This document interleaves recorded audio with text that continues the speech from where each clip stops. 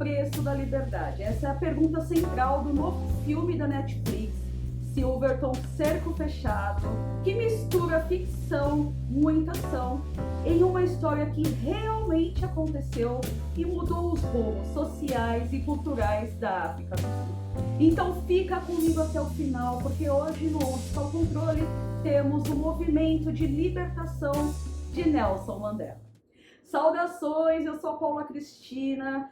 Antes do vídeo começar, coloque as suas mãos abençoadas no like, porque cada vez que você dá like no vídeo, esse vídeo ele cresce aqui na plataforma e vai ser recomendado para outras pessoas. E se você gosta de receber as notícias mais quentes sobre filmes e séries, se inscreva agora no canal. A Netflix lançou mais uma produção sul-africana e agora a bola da vez é o filme Silverton Cerco Fechado, que logo no seu lançamento já entrou para o top 10 da plataforma. O longa é dirigido pelo Mandla Dube e conta um pedaço da história de como foi a luta anti-apartheid na África do Sul, também as reivindicações para a libertação do líder revolucionário Nelson Mandela. Na década de 80, a África do Sul ela já vivia uma agitação cultural e social muito grande, porque existiam vários focos de manifestações e revolta contra o apartheid. Em Silverton Cerco Fechado, a gente conhece a história de 3 revolucionários anti-apartheid, que é um grupo chamado Lança da Nação. Após fracassarem em uma missão, para eles fugirem da polícia, eles se refugiam dentro de um banco cheio de funcionários e clientes. E quando o trio percebe, através da negociação, que a vida deles não vale nada, porque só vai ter 2 saídas, ou eles vão sair de lá presos, ou vão sair de lá mortos, e a segunda opção é muito mais viável. Eles decidem pedir a libertação do Nelson Mandela, que estava cumprindo uma pena de prisão perpétua numa penitenciária de segurança máxima. O filme ele tem boas cenas de ação, principalmente nas perseguições, e ele também aborda elementos muito interessantes, que eram essas conexões raciais e sociais, num país que ele não era somente dividido pela cor, mas também pelo dinheiro. Outro ponto muito interessante que eu gostei no filme foi como o diretor abordou o colorismo, que é um assunto que a gente debate muito aqui no Brasil, mas a gente sabe muito pouco como que é o colorismo dentro do continente africano, e também como que ele inseriu o personagem negro-americano que tem grana, trabalha com boxe, como que ele é tratado dentro desse regime do apartheid e como que ele enxerga esse nacionalismo africano. Mas sim, né, o filme ele peca muitas vezes pelo excesso de clichês que são típicos dos gêneros de filmes onde tem negociação, refém. E apesar do filme ser inspirado numa história real, o Mandla Dube, ele disse numa entrevista,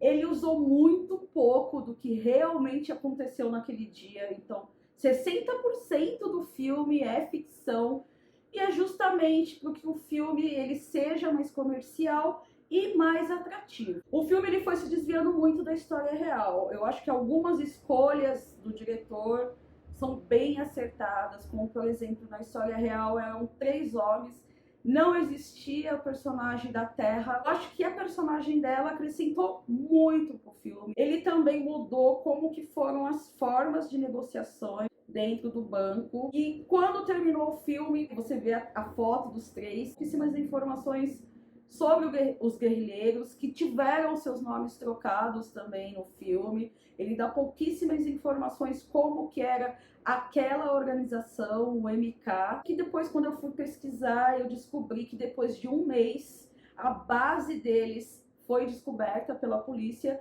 e 9 guerrilheiros foram presos, porque aquela galera, assim como o personagem do Calvin, né, que ele conta que ele era sobrevivente do massacre de Soweto. Todos esses 9 guerrilheiros que foram presos, eles também eram sobreviventes do massacre. Então eu acho que faltou ele acrescentar durante e também depois que acaba o filme. E como a gente descobre no final do filme que aquele dia o cerco de Silverton foi a iniciação para realmente ter o Mandela Free, mas na realidade o movimento Mandela Free ele já acontecia desde a década de 70, mas sim, foi na década de 80 que ele ganhou muito mais força internamente. Prova disso é que o personagem do Calvin, ele fala, né, vamos deixar esse país ingovernável. Então, os três meio que já sabiam que eles iam morrer, mas precisava se passar uma mensagem, não só nacionalmente, mas também internacionalmente. E sim,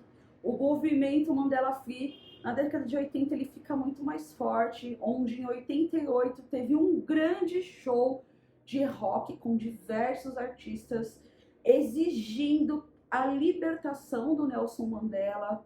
Também outros países começaram a pressionar a África do Sul se acabasse o apartheid também, para que o Mandela ele fosse libertado. E muito legal que muitos cantores também do mundo inteiro começaram a boicotar a África do Sul e simplesmente eles falam assim, olha, se vocês têm um regime onde a minoria branca tem muitos privilégios e vocês estão prendendo um dos maiores líderes revolucionários de todos os tempos, que é o Mandela, não vamos fazer show aqui. E tudo isso teve efeito. O Nelson Mandela ele ficou 27 anos preso, mas depois de 10 anos, depois daquele terrível acontecimento do cerco de Silverton, o Nelson Mandela foi solto. E mesmo o filme tendo problemas de construção, o diretor abusando dessa liberdade criativa e não mergulhando realmente na história real, o filme ele é muito importante porque a gente sabe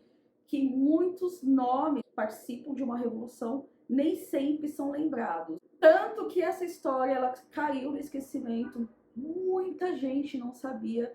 E é muito importante para dar o devido reconhecimento, porque foi justamente depois daquele dia que o movimento Mandela Free começou a crescer com muito mais força. Eu espero que você tenha gostado desse vídeo. Se você gostou, compartilhe com a sua galera, taca o seu dedo no like. Obrigada por ficar comigo até aqui e a gente se vê no próximo vídeo.